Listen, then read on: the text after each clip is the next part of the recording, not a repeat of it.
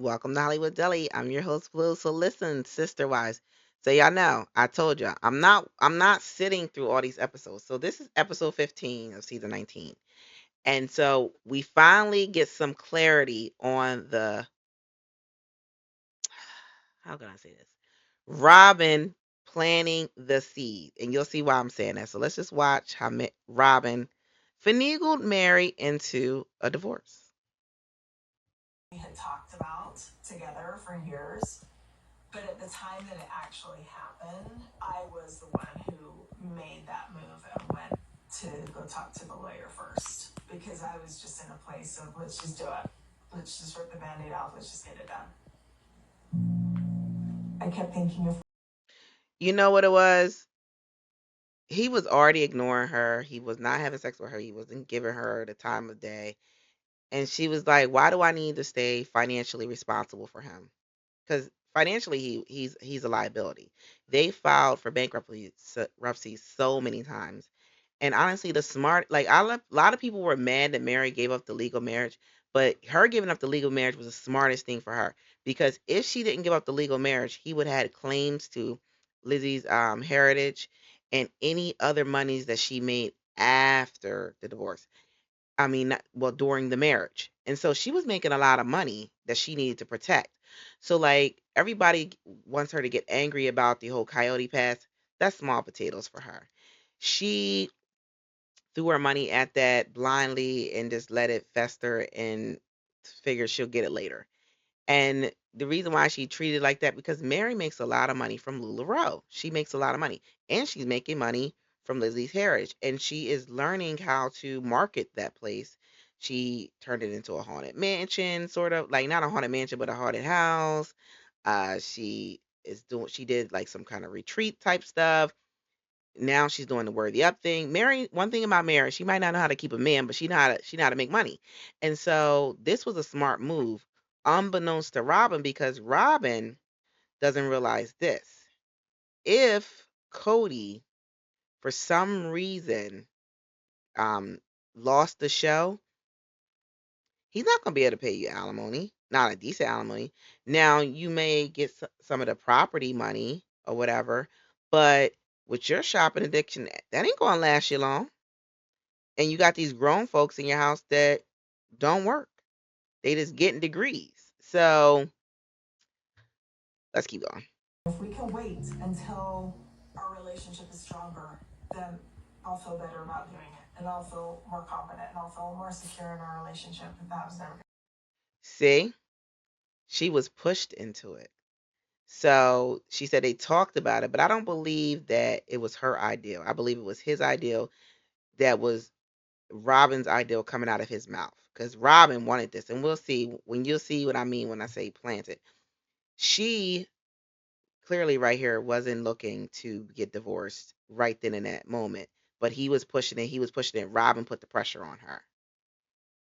And a lot of people in the comments are saying the reason why he put the pressure on her and Robyn was putting the pressure on him is because at 13, her kids, if they weren't legally adopted by him, could choose to go live with their dad.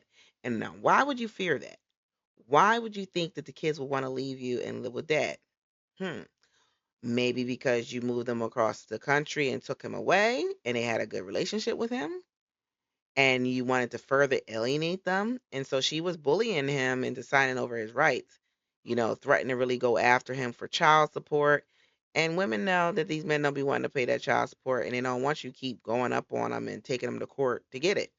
So he cut his losses and signed them kids over, which I kind of can't blame him. But it was kind of messed up because the kids get hurt because they're like, damn, dad, like you just gave up on me. And so she was pushing for that very reason. That's why they put the pressure on this one to give it up. Obviously, it was within 6 months that he quit coming around. Mm-hmm.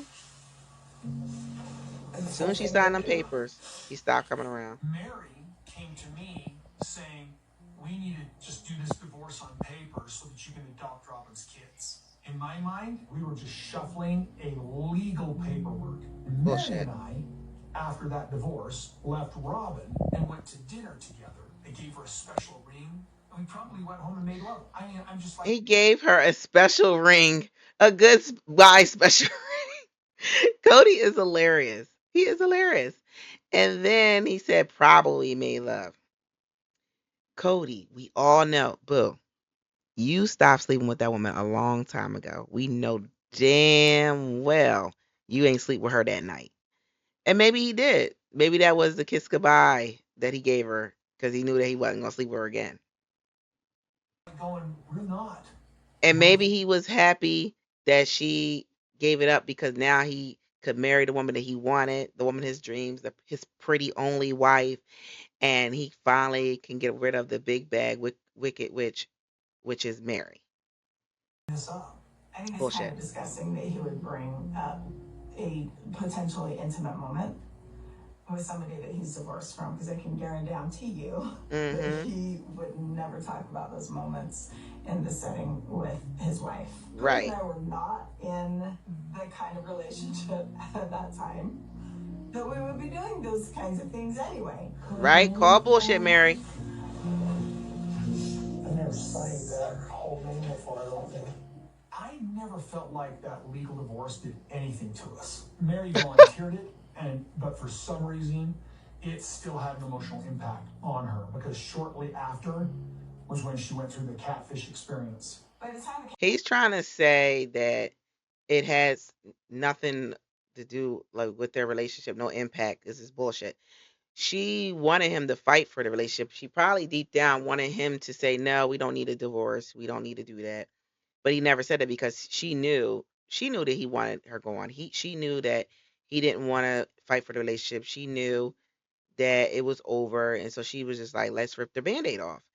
And it is disgusting that he would sit there and say that we probably made love.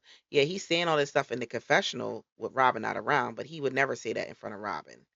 And the fact that he is comfortable even saying that now that they have like officially divorced and we're talking about this divorce, to say that knowing that you're only married to one woman and all the other wives have left is trifling.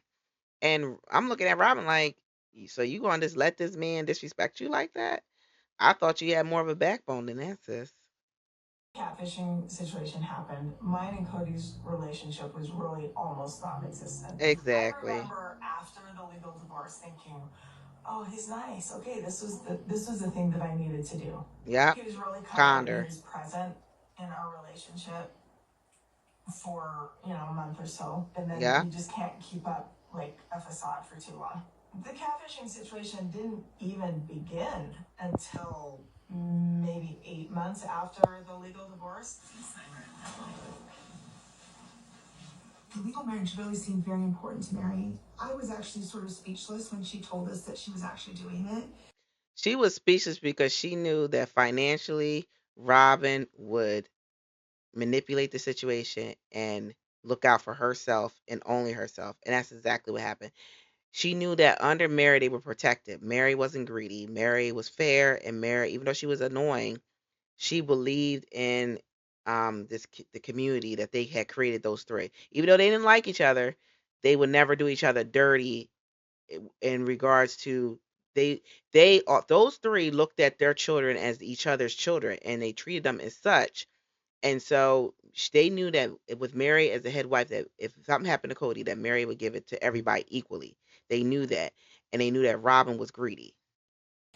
Because I thought Meri would never do this. I already had started to see that there was a little bit of favoritism for Robyn from Kody at Mm-hmm. that point, and I did worry. And so when Robyn first came into the family, she started talking to us about these other families where the first wife divorced the husband. Clock the T, Christine. Christine is telling y'all something. Y'all better listen to Christine. Christine is telling it. Go ahead. Let me back it up a little bit. These other families came Let into me the back it family. up.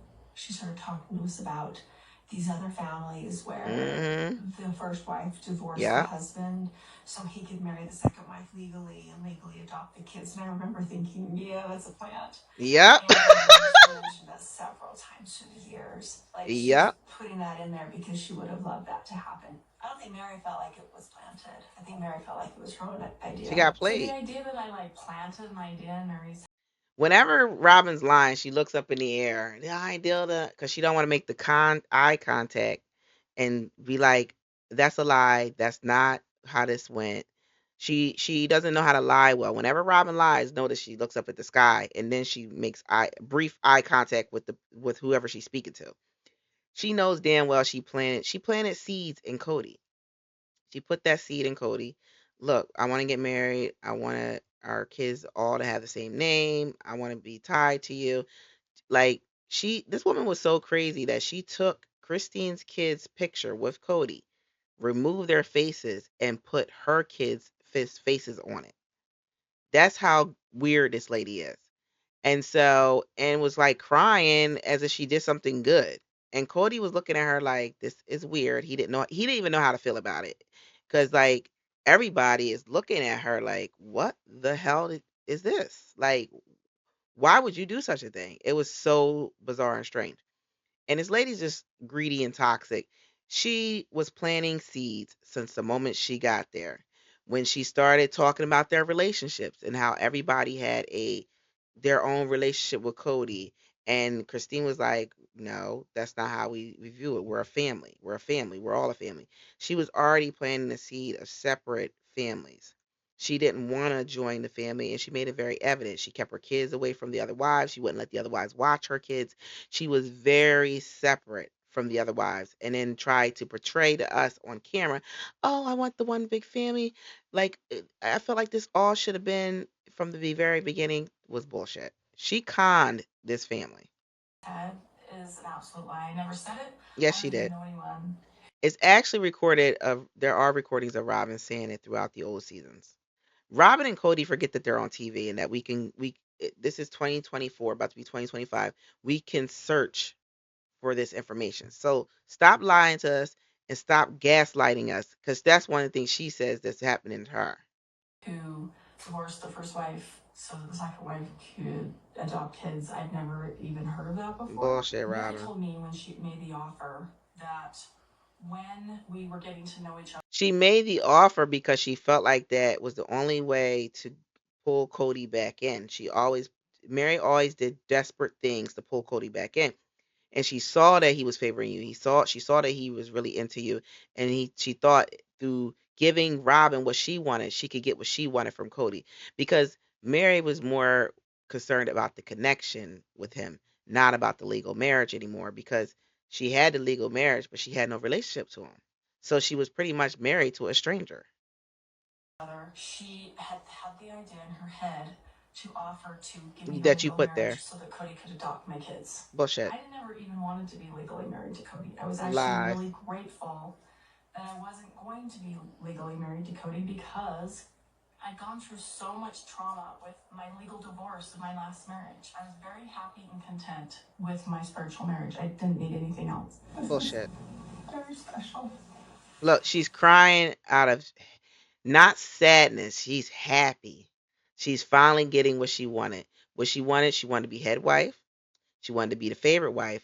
And she wanted the other wives to toe the line and accept that her and her kids were priority and that their kids got crumbs. And they did that for years. They let this lady and her kids get everything while everybody else struggled. And when they finally said enough's enough, oh, they're bad wives. They weren't doing their job to please him and blah blah blah blah blah. And never mind the fact that she monopolized all of his time and then made excuses after excuses why he couldn't be away from her and her kids for long periods. And was jealous that he was spending time with the older kids and it felt like because they were older kids, they didn't need all that time. My kids are the younger kids, they need the time.